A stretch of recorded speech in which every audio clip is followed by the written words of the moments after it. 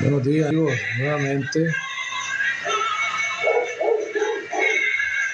vamos en unos momentos a emitir, ¿verdad?, este en vivo, este live,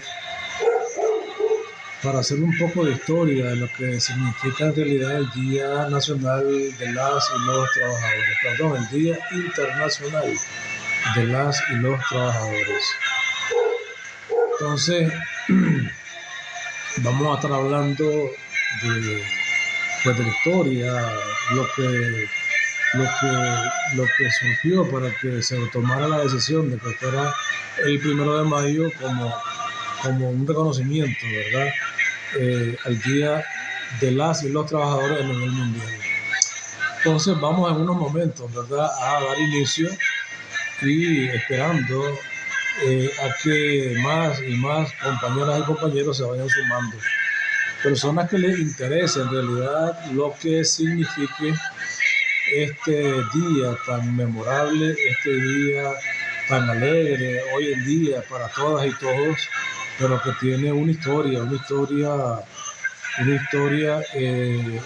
dolor, una historia de lucha, una historia en donde se pedían reivindicaciones, ¿verdad? Hoy en día, por supuesto, pues podemos ir a descansar, podemos ir a pasear en este día, pero en realidad tiene una historia esto, ¿verdad?, el que hoy en día podamos estar celebrando.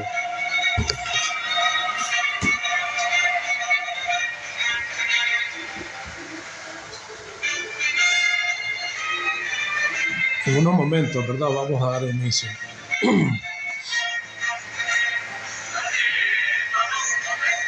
Hay varios amigos ya conectados, bienvenidos a todos y cada uno de ustedes. Como estoy en teléfono, pues no puedo ver, ¿verdad?, con claridad sus nombres, pero sé que Vilma López, Erlinda, Elizabeth, Eliet Cajina, Isabel Estor, y así, ¿verdad?, otros amigos que se están conectando. Si ven que tengo alguna distracción es porque tengo aquí a las mascotas, a los perritos, que están alegres porque estamos en la casa hoy, un día normal de trabajo, que estamos pues descansando, ¿verdad? Bueno, decíamos que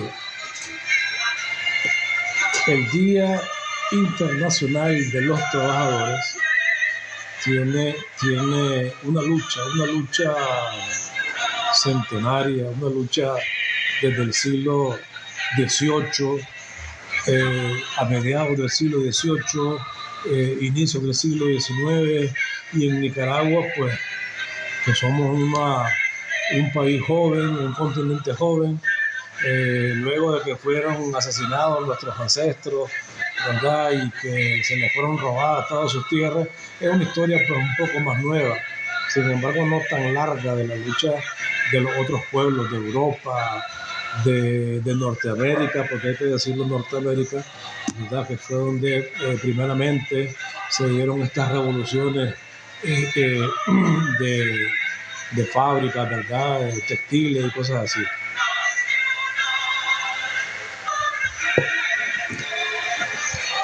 Pues bien, entonces vamos a iniciar y pues vamos a retomarlo de la historia, ¿verdad? Como decíamos al inicio, hoy pues te podemos decir felicidades en el Día de los Trabajadores, felicidades a los oficinistas, felicidades a las secretarias, felicidades a los ingenieros, felicidades, etcétera, etcétera, pero en realidad es un día que debemos de recordar que hoy en día gozamos de tantos derechos, de tantas reivindicaciones, gracias a miles de personas que dieron su vida. porque esto hoy en día así sea. Y también esa lucha incluye a Nicaragua, a los nicaragüenses, ¿verdad? A inicios de los años 40 del siglo XIX, ¿verdad? En que también se dio el boom, ¿verdad?, de las tequileras aquí en Nicaragua. Pues bien,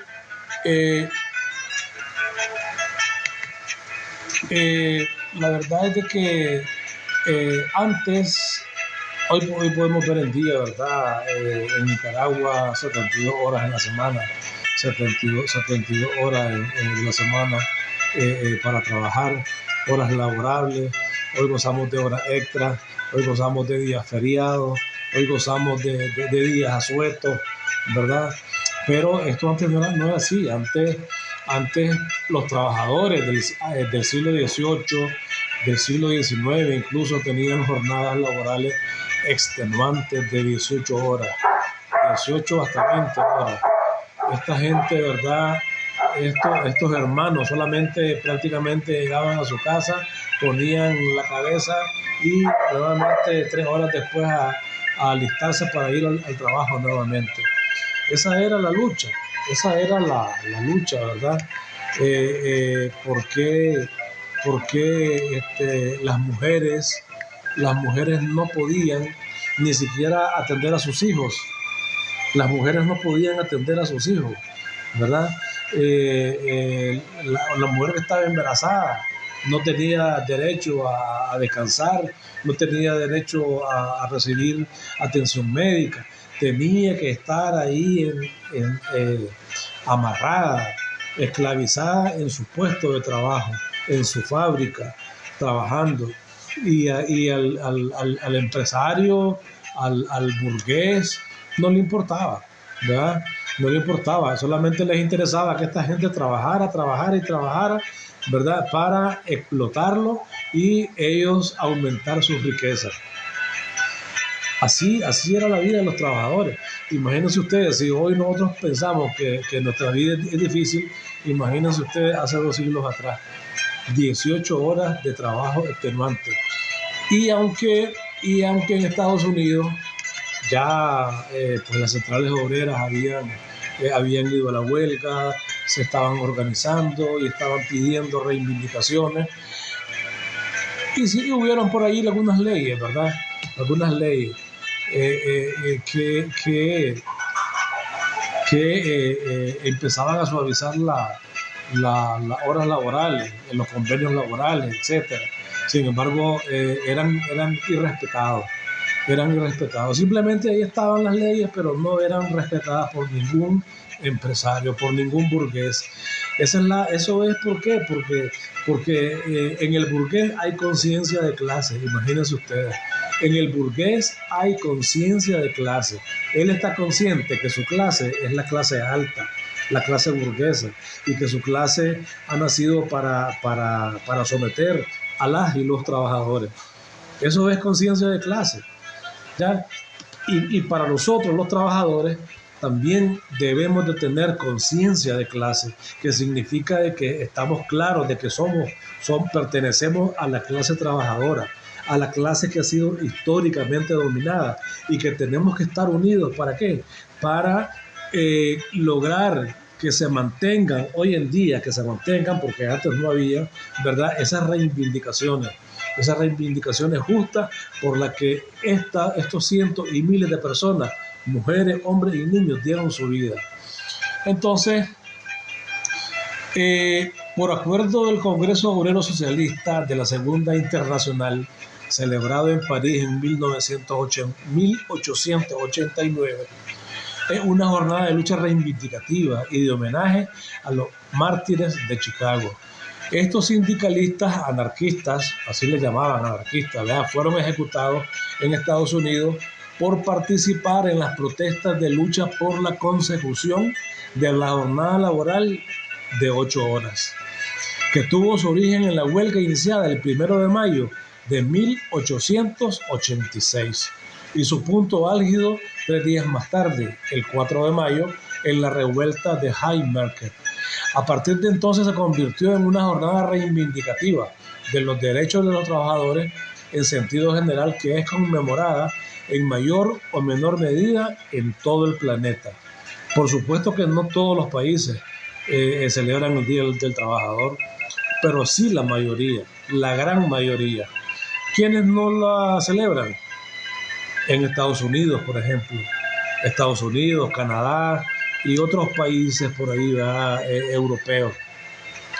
Ellos, o Estados Unidos en Canadá, en cambio, decidieron celebrar el Labor Day, ¿verdad? El día de la labor, pues, ¿verdad? Pero esto lo celebran el primer domingo del mes de septiembre, ¿verdad? Ellos y unos poquitos más son los que no celebran el Día de los Trabajadores. Y el domingo nadie trabaja, ¿ves? Es un día de descanso obligatorio, el séptimo día, ¿ves? En cambio, en la mayoría de nuestros países, hoy es un día de feriado, un día que descansamos, un día que antes usábamos para demandar, para marchar, para exigir a gobiernos burgueses, a gobiernos que respondían a otros intereses, los intereses de la burguesía, por supuesto los intereses de las transnacionales, que no querían dar derecho a las y los trabajadores.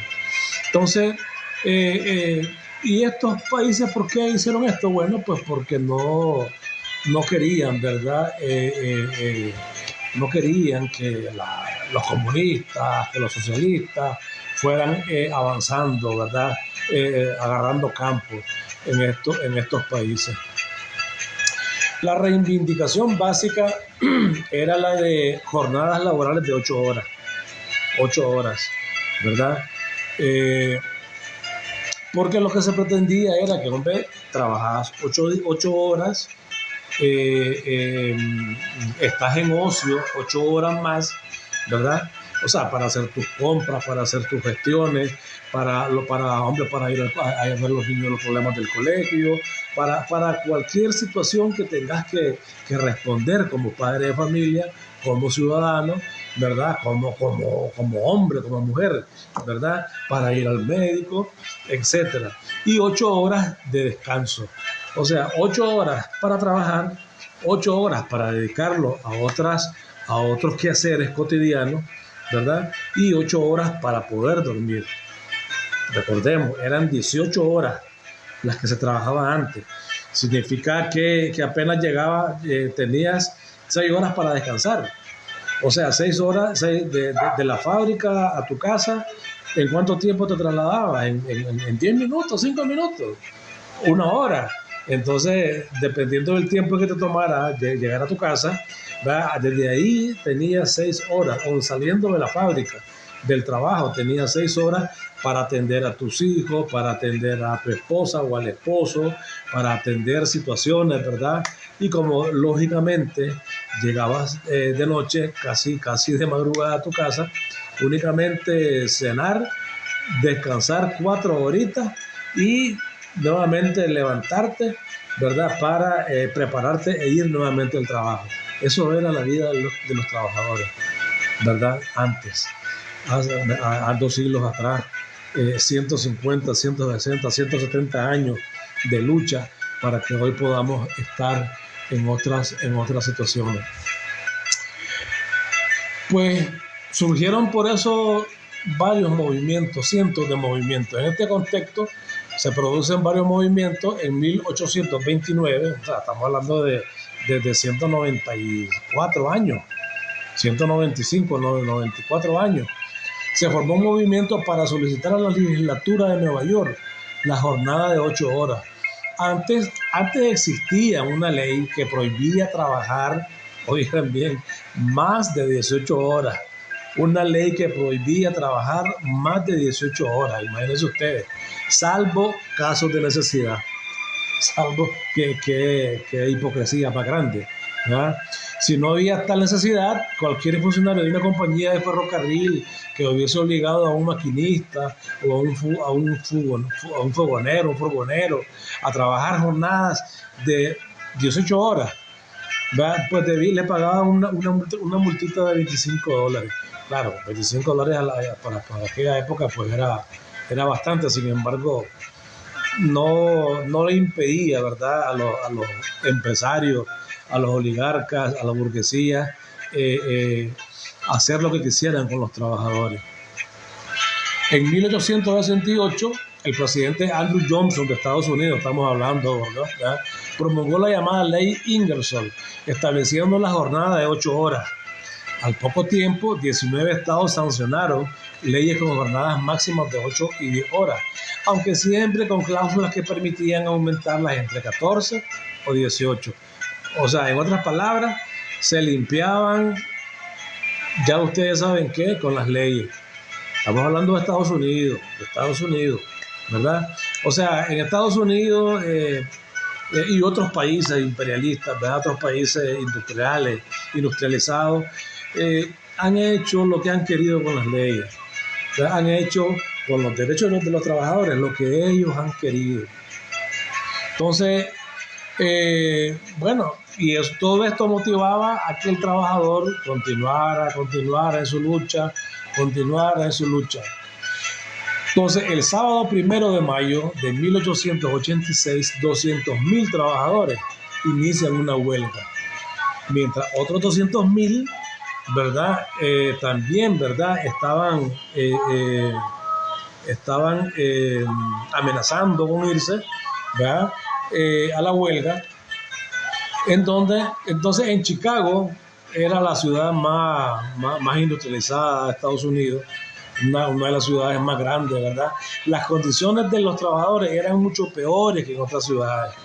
Claro, ciudad más grande, burguesía más fortalecida, trabajadores de los derechos de los trabajadores reducidos.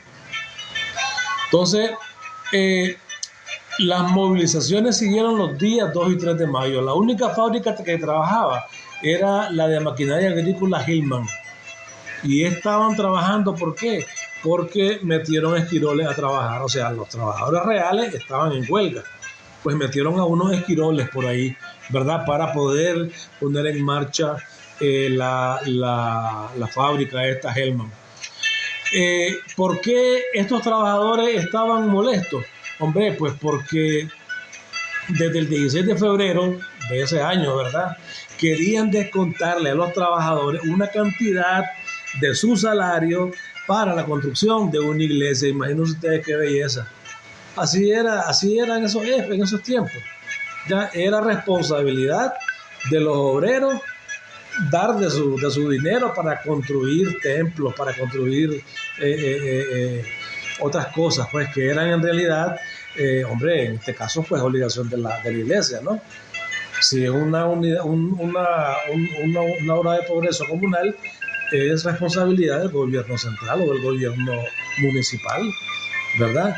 Pero no, decidían quitarle a los obreros una comisión de su salario para la construcción de ese tipo en este caso, pues, ¿verdad?, la construcción de una iglesia. Bien,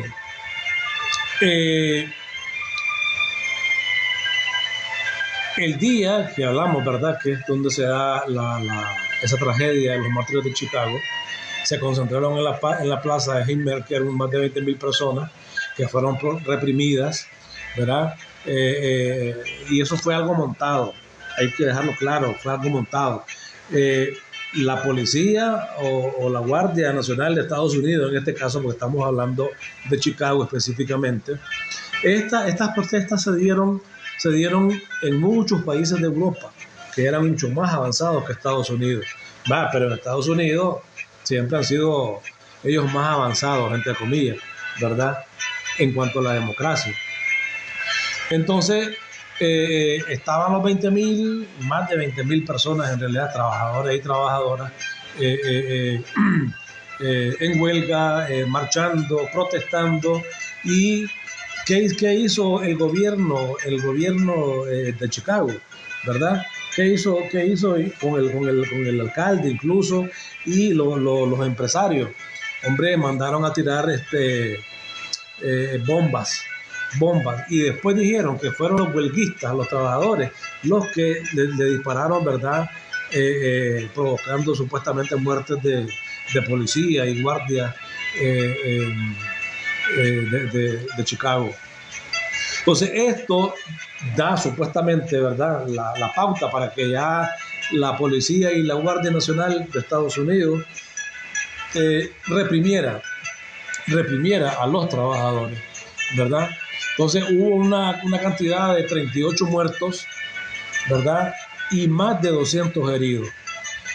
Claro, la prensa norteamericana, que siempre ha sido vocera de la burguesía, de los empresarios, del imperio norteamericano, ¿verdad?, en sí, comenzaron ya su campaña para exigir de que fueran castigados los trabajadores, que eran un manojo de vagos, bolas de vagos que no querían trabajar, y comenzaron la campaña. Entonces, es así que el 21 de junio de 1886 inicia un proceso en contra de 31 personas que fueron acusadas como responsables, ¿verdad?, de haber provocado ese gran caos, ¿verdad?, que fue en mayo. El juicio estuvo lleno de muchas irregularidades, ya pruebas incongruentes, un juicio muy viciado, ¿verdad? Pero bueno, de los 31 solamente fueron 8 los acusados. Hicieron como un colador, ¿no? Fueron 8 los acusados, y la verdad es de que un juicio como una gran farsa, ¿verdad? Y pues fueron juzgados y declarados culpables estos líderes sindicalistas, ¿verdad? 3 de ellos fueron condenados a prisión, a cadena perpetua. Fíjense ustedes, cadena perpetua. Y 5 de ellos fueron declarados, ¿verdad?, con la pena de muerte. Con la pena de muerte. Uno de ellos estaba tan desilusionado, tan triste, que decidió ahorcarse él mismo en la celda. Y los otros 4 pues fueron ¿verdad?, ahorcados en una plaza. Samuel Fielden, inglés de 39 años, pastor metodista y obrero textil, condenado a cadena perpetua. Oscar Knipp, estadounidense de 36 años, vendedor, condenado a 15 años de trabajo forzado, ¿verdad? Michael Schwab, alemán de 33 años, tipógrafo, condenado a cadena perpetua. Y a muerte fueron condenados George Engels, un alemán de 50 años, de tipógrafo, ¿verdad? Adolf Fischer, otro ciudadano alemán con 30 años, ¿verdad?, de 30 años, que era periodista. Albert Person, estadounidense de 39 años, que también era periodista, esposo de la mexicana Lucy González Parson, aunque se probó que no estuvo en el lugar, se entregó para estar con sus compañeros y fue juzgado igual. August Vincent Theodor, alemán de 31 años, periodista. Luis Lin, alemán de 22 años, carpintero, para no ser ejecutado. Este fue el que se suicida, ¿verdad?, en su celda. Él solo se quitó la vida, pues. Entonces, las condenas fueron ejecutadas el 11 de noviembre de 1987 y por cosas de la vida, ¿no? Jesús Martí, el gran prócer cubano, trabajaba como corresponsal en Chicago para el periódico argentino La Nación, y él narra los hechos de la siguiente manera: salen de sus celdas, se dan la mano, sonríen, les leen la sentencia, les sujetan las manos por la espalda con esposas, les ciñen los brazos al cuerpo con una faja de cuero y les ponen una mortaja. Una mortaja blanca como la túnica de los catuméculos cristianos. Abajo está la concurrencia, sentada en hilera de sillas delante del cadalso, como en un teatro. Firmeza en el rostro de Fischer, plegaria en el de Spies, orgullo en el de Person. Engel hace un chiste a propósito de su capucha. Spies grita: la voz que vais a sofocar será más poderosa en el futuro que cuantas palabras pudiera yo decir ahora. Les bajan las capuchas, luego una seña, un ruido. La trampa cede, los 4 cuerpos caen y se balancean en una danza espeluznante.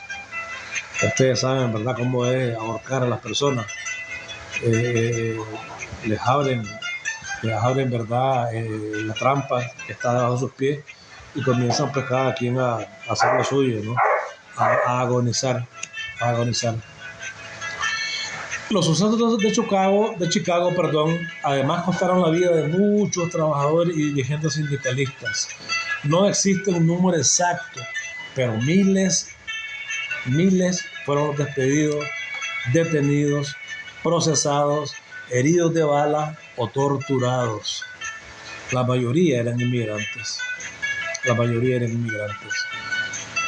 Europeos, italianos, españoles, alemanes, irlandeses, rusos, polacos y de otros países eslavos.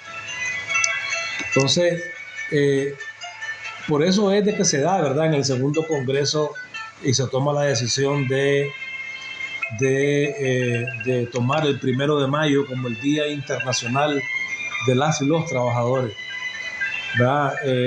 Porque mucha gente, miles de personas, trabajadores, dieron su vida porque hoy tengamos derechos laborales, porque hoy tengamos códigos del trabajo, porque hoy tengamos horas laborales de 8 horas, porque hoy tengamos derecho a días feriados, a días asuetos, para que hoy tengamos derecho a recibir atención médica y que cuando un médico nos dé o otorgue un subsidio podamos descansarlo.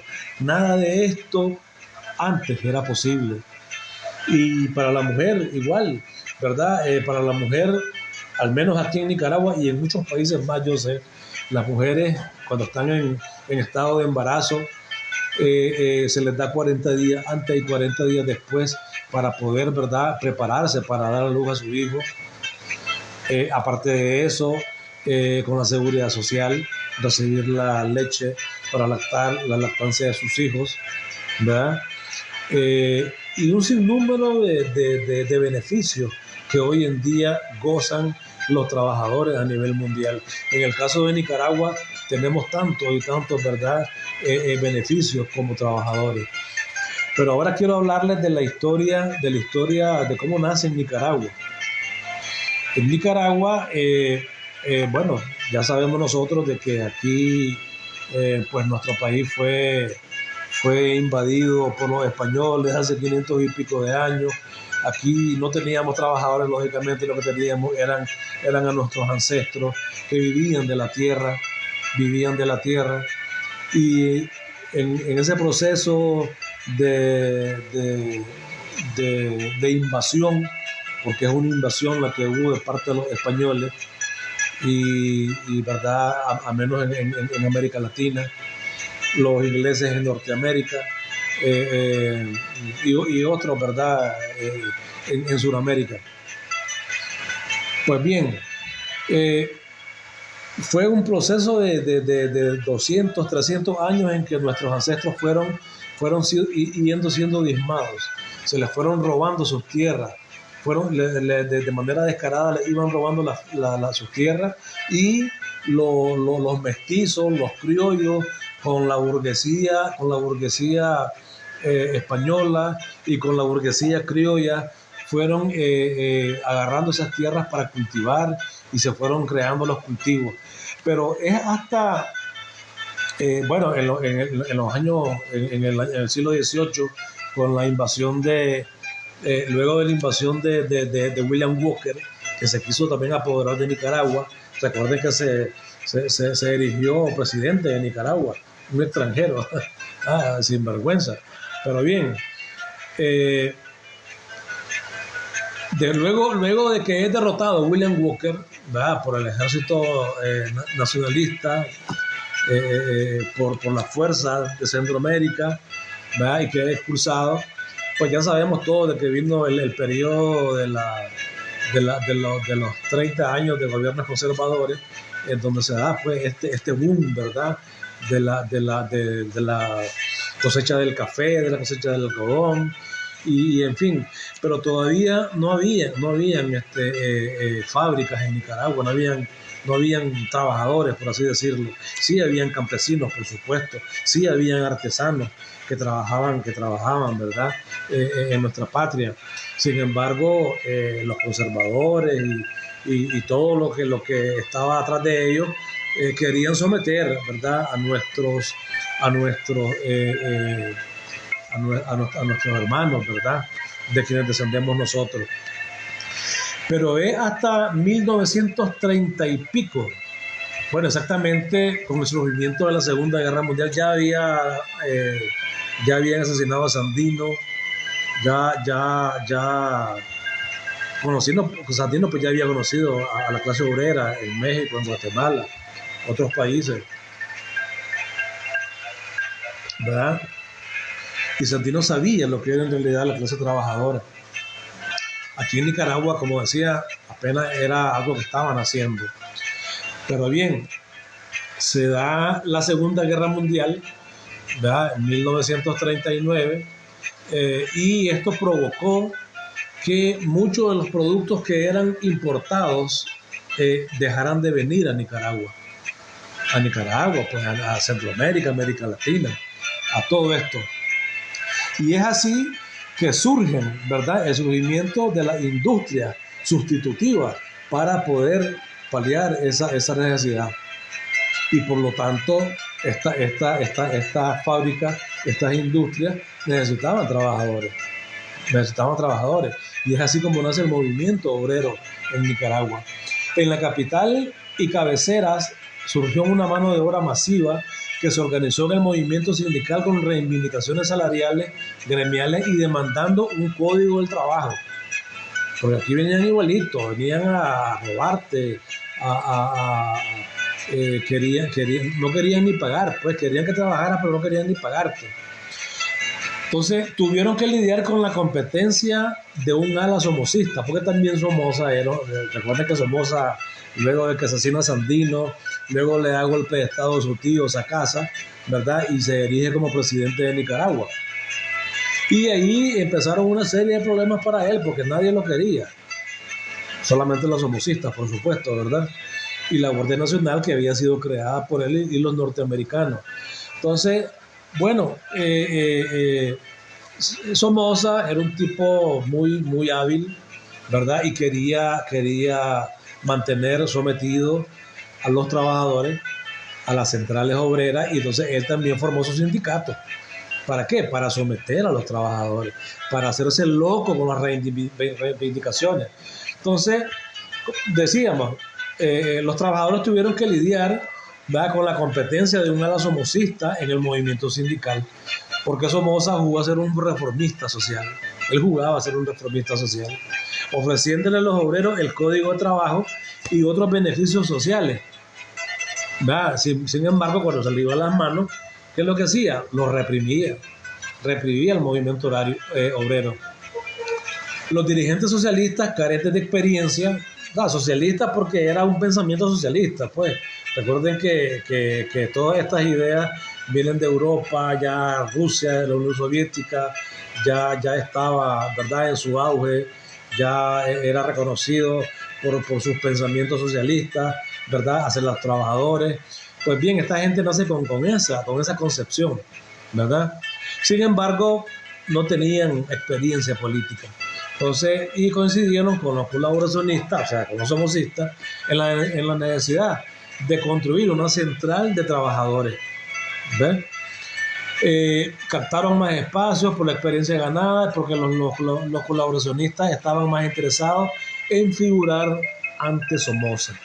¿Ya? O sea, como los somocistas, los sindicalistas somocistas estaban más preocupados por caerle bien a Somoza, pues eso permitió que las centrales obreras con pensamiento socialista fueran agarrando mucho más auge y fueran captando a más y más trabajadores, por supuesto. Entonces, recordemos, decíamos, en 1939 es que inicia la Guerra Mundial. En 1943 ya inician las primeras, ¿verdad?, organizaciones con trabajadores de la textilera Paico, realizando su primer huelga de trabajadores. En el 45 se aprueba el Código del Trabajo, ¿verdad? La dictadura somocista tuvo que ceder a las demandas sindicales como estrategia para controlar al movimiento de los trabajadores. O sea, Somoza pensaba que los tenía en la mano y que va, fue uno de sus dolores de cabeza. En 1946 y 1948, ¿verdad? Hubo una oposición abierta del movimiento obrero, ¿verdad?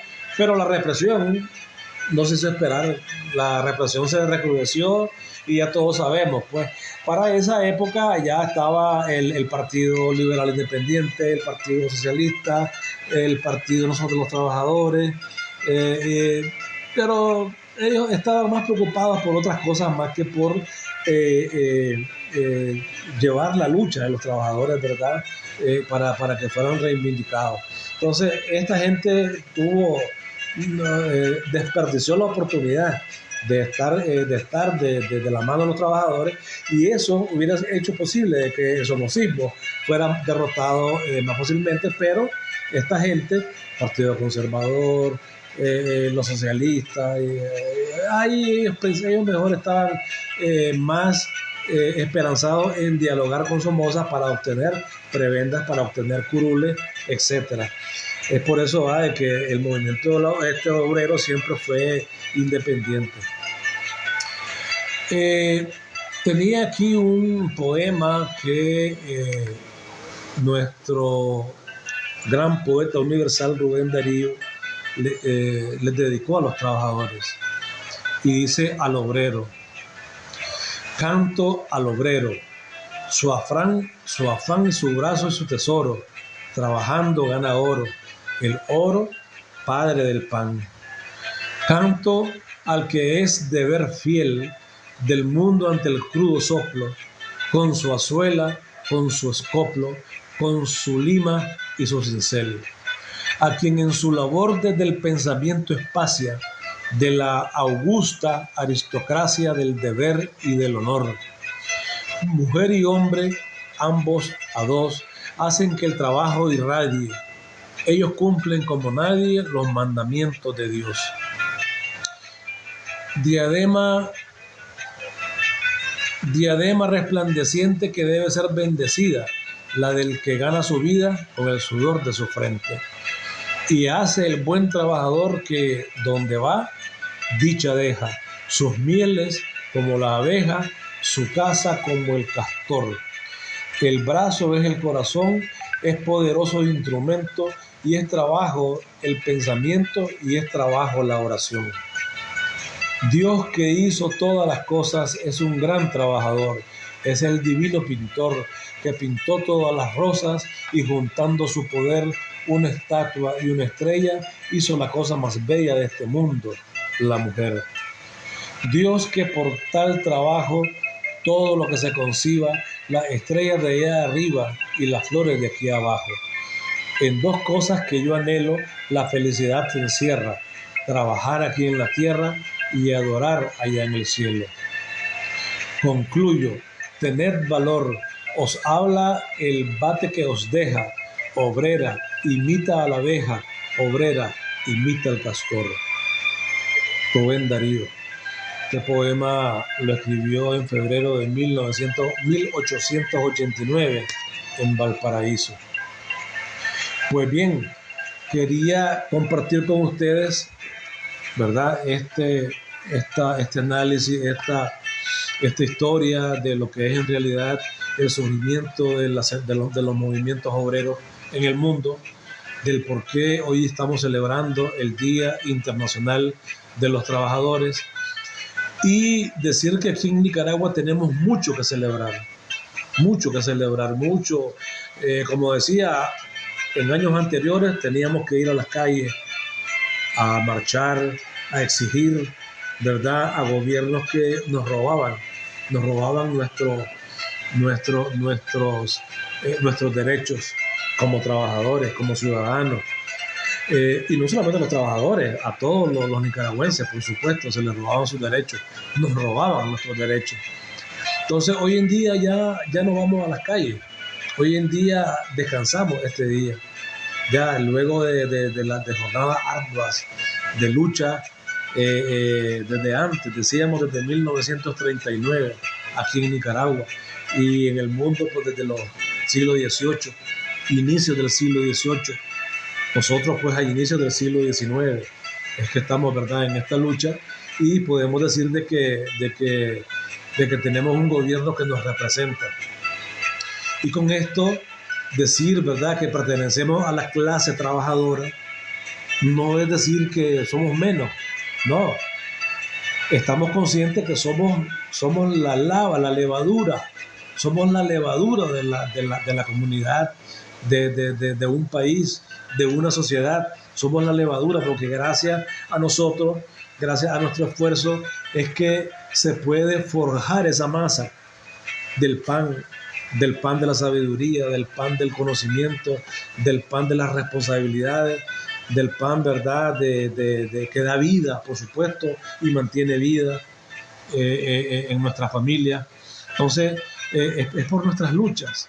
Entonces, hablar de que somos clase trabajadora no es decir que somos menos, no es decir que estemos en el último peldaño, ¿verdad?, de la sociedad.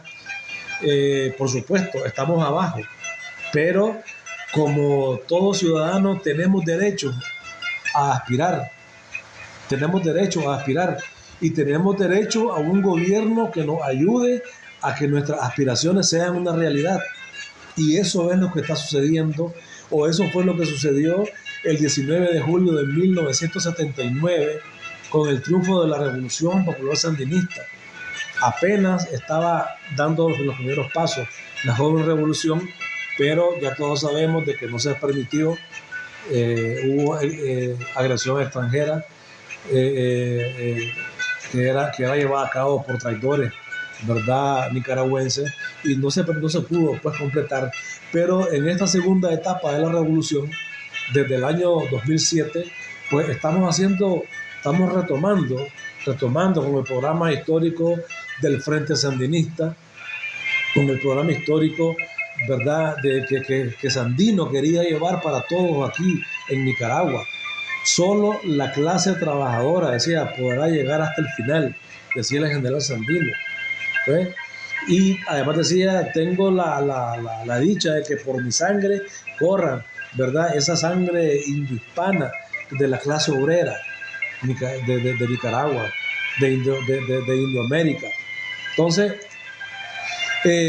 tenemos derechos, pero no podemos olvidar nuestra condición de clase social, porque cuando nosotros olvidamos que somos clase trabajadora, nos olvidamos de seguir luchando, nos olvidamos de mantener la lucha, de mantener las reivindicaciones, y entonces venimos y después ya nos creemos que somos clase media, o porque vengo y le trabajo a fulano de tal en la empresa tal, y porque ya no me llama trabajador, porque ahora me llama colaborador. Entonces yo creo que ya estamos de tú a tú, ¿ya? Y caigo en la trampa del empleador, del burgués, que me quiere atrapar en ese sueño, en esos cantos de sirena, para que me olvide de que soy un trabajador. Y entonces de esa manera comienzo a dejar atrás mi lucha, y eso no se puede permitir. Debemos de estar conscientes, decía al inicio, tener conciencia de clase. Tener conciencia de clase, eso es lo que tenemos que tener. Así también lo tienen los burgueses, ellos tienen conciencia de clase. Ellos están conscientes que son burgueses y que su fin en esta tierra es explotar a los trabajadores, ¿ya? Explotar a los trabajadores. La burguesía no produce riqueza.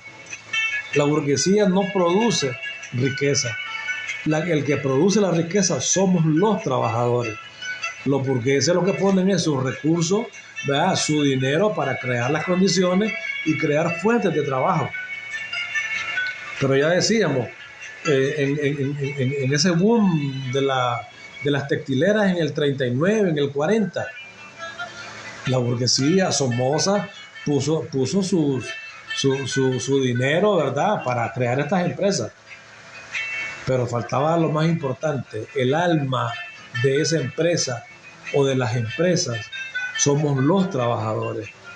Sin nuestro trabajo no se pueden,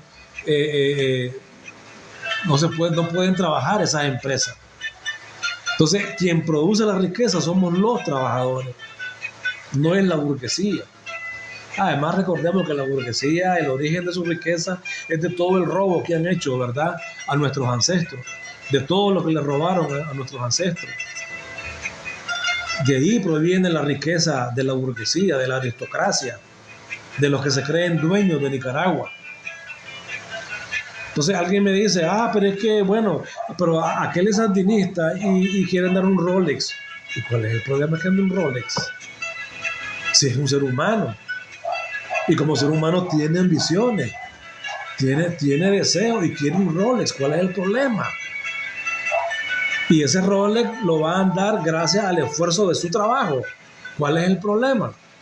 O que anda una camisa de marca, un pantalón de marca, un traje de marca, un carro de marca. No hay ningún problema. Él puede andar todas esas cosas si para eso trabaja. El problema es que olvide su origen social. El problema es que olvide su condición social. Todos tenemos derecho a resurgir, a prosperar. Y para eso tenemos un gobierno que nos está creando las condiciones, creando empleo o creando condiciones, porque quienes crean el empleo son los inversionistas que vienen de fuera, de Nicaragua, porque los empresarios de Nicaragua ya no quieren invertir, porque ellos creen que le hacen un favor. ¿A quiénes? A los trabajadores. Entonces ya no quieren invertir. Pues que vengan empresarios, inversores extranjeros y que inviertan en Nicaragua, y valga la redundancia, y que creen esos empleos, porque trabajadores habemos en Nicaragua.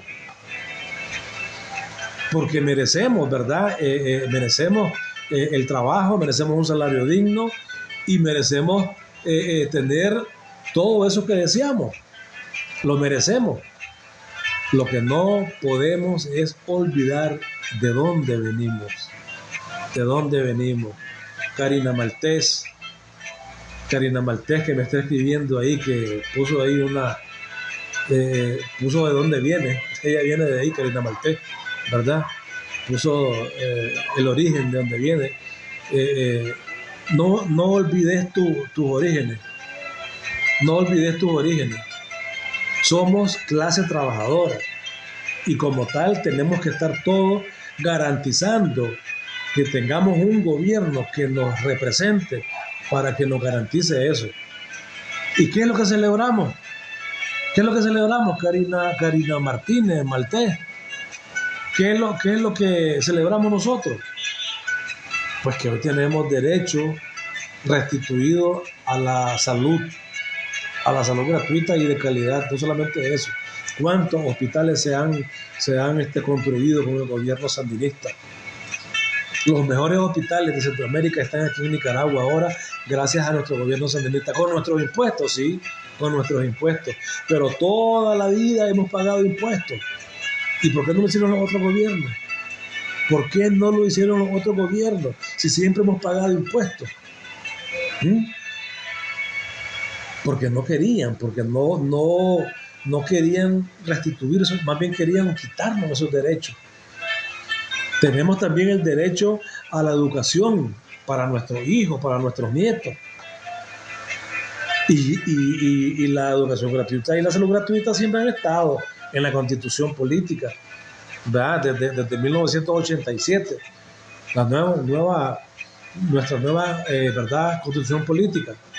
Ahí estaba. Simplemente se hicieron los locos esos gobiernos a los que siempre les pagamos los impuestos, pero se hicieron los locos y prefirieron privatizar la salud, la educación, y nos robaron el derecho a una diversión, recreación sana para nosotros que éramos jóvenes para la época, ¿verdad? Y para nuestros hijos y nietos. Pero hoy, con este gobierno, nuevamente tenemos derecho, ¿verdad? Es un derecho restituido. Por eso es que hablamos de restitución de derechos. Nuevamente se nos está dando lo que ya antes teníamos con la revolución en la primera etapa. Nuevamente ahí está. Y no solamente educación gratuita, se están reconstruyendo todos esos colegios que estaban abandonados. Y hemos puesto miles de ejemplos. En la costa Caribe Norte, en la costa Caribe Sur, cuando hay huracanes y botan, nuevamente se reconstruyen. Y cada día más bonito. Aquí en la ciudad, en las cabeceras departamentales, más y más colegios reconstruidos o hechos totalmente nuevos. El caso del Colegio Luxemburgo, colegio que luchamos desde que estábamos al frente, ¿verdad? Ahí en el barrio de Ucualí, desde que estaba el ministro José Chepito Treminio, del ministro de Educación, y le decíamos, ministro, necesitamos que reconstruyan ese colegio. Y desde ahí ya estaba en ¿verdad? La intención. Y el año pasado fue que ya se comenzó, se agotó todito, porque eso era una cochinada, ¿verdad? Hoy en día, ya en los próximos días, va a estar siendo inaugurado, de 2 pisos, de Luxemburgo. Ese Luxemburgo él lo hizo Somoza, le decíamos el gallinero porque, aunque Somoza lo hizo, pero lo hizo como un gallinero, unos galerones ahí con malla, no habían ventanas, era malla ciclón las ventanas, porque le decíamos el gallinero.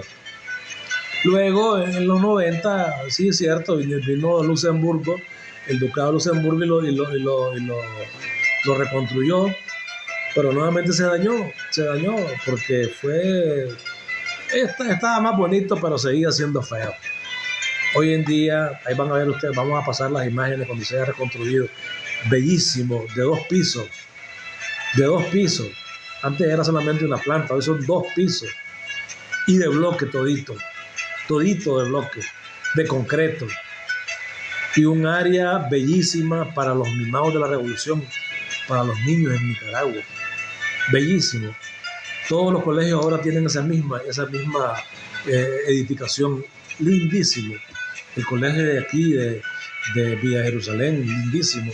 El colegio Julio Buitrago Ross, lindísimo. Entonces, imagínense ustedes, solo hablando de educación y de salud, con los mejores hospitales. Yo recuerdo, decía la otra vez, hace poco se inauguró una sala de hemodiálisis en Chinandega. Y yo recuerdo cuando al frente de la Fundación Cachorros de Sandino, el Bli Ramón Raudales, aquí ando mi camiseta, el logo de mi Bli Ramón Raudales, muchos hermanos de Occidente, de León, Chinandega, nos pedían apoyo porque tenían problemas renales. La parte de Occidente sufre mucho ese problema porque los oligarcas de este país, recuerden, con las bananeras, con los algodonales, usaban ese famoso veneno, ¿verdad? Y inundaron los mantos acuíferos y los infectaron. Entonces la gente tiene ese problema ahí en Occidente. Entonces me acuerdo que fuimos y hablamos con algunos médicos hermanos del movimiento de médicos sandinistas y le pedíamos apoyo, y me decía, hermano, está full, porque apenas eran unas cuantas máquinas para hemodiálisis. Me decía, hay que esperar a que muera uno para meter a otro. Así estábamos en esas condiciones en Nicaragua. Hay que esperar a que muera uno para meter a otro. Entonces me decía, el hermano, le digo, hagamos un esfuerzo ahí para meter a este compañero, hombre. Mira que tengo 2, 3 hermanos que necesitan hemodiálisis. Y entonces él me decía, el problema es que las máquinas trabajan 24 horas. ¿Cómo hacemos? Las máquinas trabajan 24 horas, imagínense ustedes, porque no habían más máquinas. Por supuesto, en la parte privada, ¿cómo se llama este hospital privado? El Bautista, el no sé dónde, ahí sí hay máquinas, pues, pero sería mejor morirte, hermano, con lo que te cobraban ahí. Pero este gobierno ha venido invirtiendo y reinvirtiendo en salas y más salas, y qué belleza ese lugar bueno, aquí ya ese problema está resuelto. Ya hoy en día, pues si acaso tal vez habrá alguien, ¿verdad? Pero la verdad es de que hay espacios para poder atender a los trabajadores, a los ciudadanos de Nicaragua para que reciban hemodiálisis. Y eso es un derecho restituido, ¿verdad? O qué decir de la gente cuando venía desde las montañas aquí a Managua, porque no había en Puerto Cabeza, no había en Bluefield, no había en los municipios, ya no había hospitales para atenderlo. Y hoy vemos hospitales primarios, centros de salud en cada uno de los municipios de este país, ya para que la gente sea atendida. Ya son casos muy excepcionales los que vienen para Managua, porque por supuesto aquí tenemos hospitales de referencia nacional, ¿ves? Entonces, pero se está también el hospital Eodra de León, que próximamente va a ser inaugurado. Eso va a venir, ¿verdad?, para darle mucha mayor atención médica a los ciudadanos de Nicaragua. Entonces hay tanto que celebrar. Ya el trabajador del Estado con los convenios colectivos. Hay compañeros que me dicen, pero bueno, pero si más bien hemos perdido. ¿Pero por qué? ¿Por qué hemos perdido? ¿Ah? Si este gobierno, desde este partido FSLN, desde el año 2006 en la campaña prometió que no iba a despedir a nadie. Y los convenios colectivos que decían antes, que bueno, que el trabajador tenía derecho, si era despedido, ¿verdad?, a un mes de salario por año. Pero ¿qué pasaba? Viendo la Violeta, ustedes recordarán, doña Violeta se voló a más de 100,000 sandinistas, trabajadores del Estado. Entonces, luego vino Arnoldo Alemán y corrió a otros 100,000 más. Entonces, había que hacer un convenio que apoyara a los trabajadores. Entonces, la cláusula, hombre, si con el cambio de gobierno, el gobierno no te quiere ir, te va a despedir, hombre, pues que te despida, porque no podemos evitarlo, pero te va a dar un mes de salario por cada año trabajado. ¿Ustedes recuerdan? Ese es el convenio colectivo, esa es parte del convenio colectivo. Esa cláusula ya no está, porque es innecesaria, ¿sabes? Porque este gobierno no ha despedido a nadie, excepto por supuesto los cargos de confianza, que eso no está incluido en el convenio colectivo, o por algún atropello de parte de tu empleador, ¿verdad? Que el año pasado hubo una reforma en donde perdés el derecho, ¿verdad?, a renunciar. El convenio colectivo dice, de que, hombre, si sos despedido, vuelvo y repito, un mes por cada año, ¿verdad? Después de tantos años, el máximo son 10 meses. Pero también muchos compañeros y compañeras estaban agarrando como competencia. Hombre, trabajo 5 años, renuncio. Me voy 5 años más y renuncio. Y tenían trabajo asegurado en otra institución. Entonces, ¿qué estaban haciendo? Estaban cometiendo fraude al Estado. Aparte que el Estado ha invertido tanto. Yo conozco muchos compañeros míos que el Estado, el MTI, porque yo le trabajo al MTI, ¿verdad?, ha invertido en estos compañeros. Los envía a cursos, los envía a posgrado, ¿verdad? Y el Estado invierte y paga. Y entonces venís vos y ya después tenés tu posgrado, tenés tu título. Yo conozco compañeros que se han hecho profesionales en la institución. Pero ya después, quieren un mejor salario, entonces tengo derecho a una mejor salario. Sí, tenés derecho. Entonces vienen y renuncian. Y se van con su título, se van con su posgrado, y el Estado, todo lo que invirtió.